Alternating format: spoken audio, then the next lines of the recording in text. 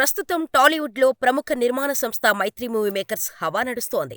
2023 సంక్రాంతికి వాల్తేరు వీరయ్య, వీరసింహారెడ్డితో ఒకేసారి double block buster కొట్టిన మైత్రి వారు ఈ ఏడాది కూడా అదే మ్యాజిక్ రిపీట్ చేశారు.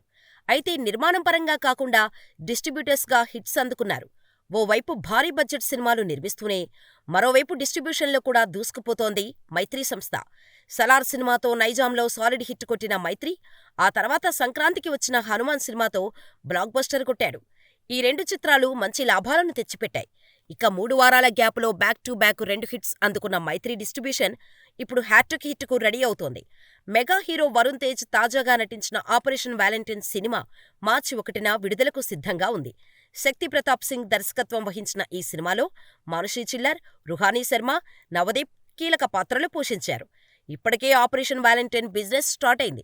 అందులో భాగంగా నైజాం థియేట్రికల్ హక్కులను ప్రముఖ డిస్ట్రిబ్యూషన్ సంస్థ మైత్రి మూవీ మేకర్స్ సొంతం చేసుకుంది. భారీ ధరకు ఈ రైట్స్ సొంతం చేసుకున్నట్టు టాక్.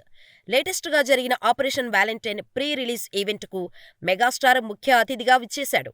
దీంతో సినిమాపై మంచి బజ్ జనరేట్ అయింది. ఇదే కాదు, హనుమాన్ సినిమాకు కూడా చిరునే చీఫ్ గెస్ట్గా వచ్చారు. దీంతో మైత్రి మూవీస్ డిస్ట్రిబ్యూషన్లో హ్యాట్రిక్ లోడింగ్ అనే చెప్పాలి.